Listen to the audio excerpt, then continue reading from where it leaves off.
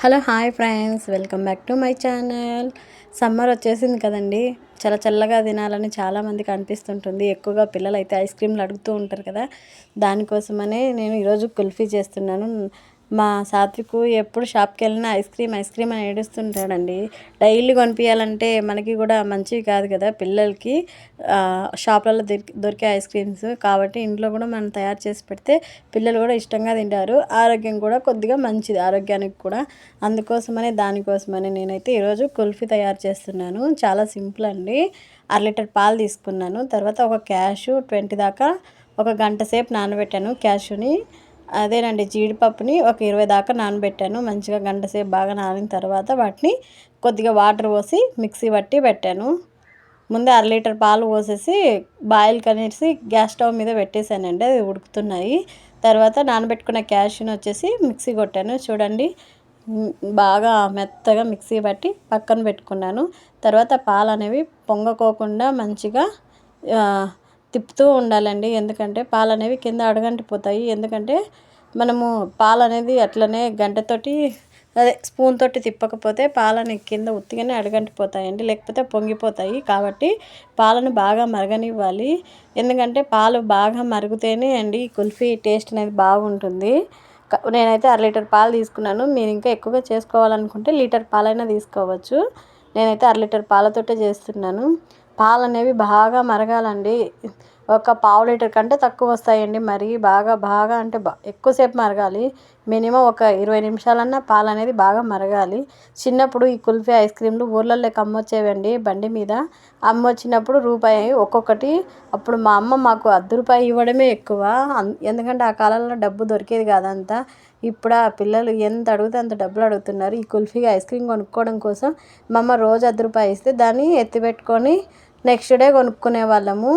అంత ఇష్టం ఈ కుల్ఫీ ఐస్ క్రీమ్ అంటే నాకు అంటే చాలా ఇష్టం అండి. మీరు కూడా ఒకసారి ఇంట్లో ట్రై చేయండి ఈ కుల్ఫీ ఐస్ క్రీమ్ని.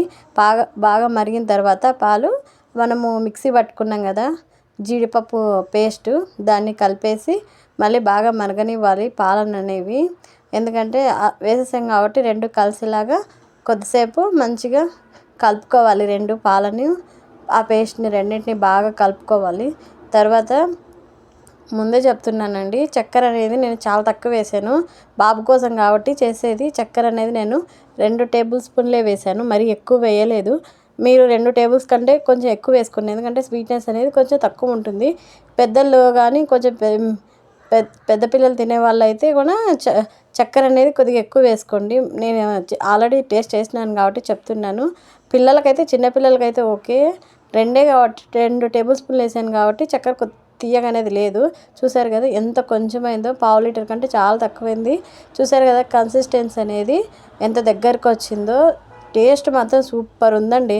చల్లారిన తర్వాత వాటిని ఐస్ మోల్స్లోకి వేసి ఫ్రిడ్జ్లో పెడుతున్నానండి. మీ దగ్గర ఐస్ మోల్స్ లేకపోతే గ్లాసులు ఉంటాయి కదండి, స్టీల్ గ్లాసులు, అందులో పోసేసి దానికి ఒక పుల్ల పెట్టేసి ఫ్రిడ్జ్లో పెట్టేసుకోండి. నా దగ్గర ఇవి ఐస్ మోల్స్ ఉన్నాయి కాబట్టి నేను ఐస్ మోల్స్లో పోస్తున్నాను. మీ దగ్గర లేకపోతే స్టీల్ది గ్లాస్ పెట్టి దాని మీద పేపర్ పెట్టేసి ఏమైనా పేపర్ కానీ క్లాత్ కానీ పెట్టి రబ్బర్ వేసేసి పుల్ల పెట్టేస్తే ఫ్రిడ్జ్లో పెట్టేస్తే కుల్ఫీ అనేది అయిపోతుందండి. మీ దగ్గర ఒకవేళ ఇవి ఉంటే దీంతోనే పెట్టి మీరు కూడా ఫ్రిడ్జ్లో పెట్టేసుకోండి.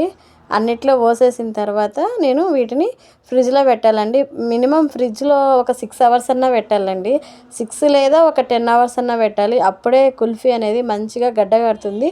టేస్ట్ కూడా చాలా బాగుంటుంది. మనకు స్ట్రీట్లలో అమ్మే కుల్ఫీ లాగే తయారవుతుంది. జస్ట్ 3 ఇంగ్రీడియంట్స్ అండి ఈ కుల్ఫీకి. పాలు, చక్కెర, తర్వాత క్యాషు, అంతేనండి. ఈ 3 ఉంటే చాలు మనకు కుల్ఫీ అనేది తయారైపోతుంది. చాలా సింపుల్గా చేసుకోవచ్చు. మీరు కూడా ఇంట్లో ఒకసారి ట్రై చేయండి. ఎంత సింపుల్ అంటే అంత సింపుల్గా అయిపోతుంది. కరెక్ట్గా అండి 8 అవర్స్ అన్నా పెట్టాలండి. మినిమం 8 అవర్స్ పెడితే అప్పుడు ఫ్రీజ్ అయిపోతాయి. చూసారు కదా, వాటర్లో పెట్టి తీసాను. కొద్దిసేపు వాటర్లో పెడితే ఫ్రిడ్జ్లోంచి తీసిన తర్వాత ఈజీగా ఊడొచ్చేస్తుంది.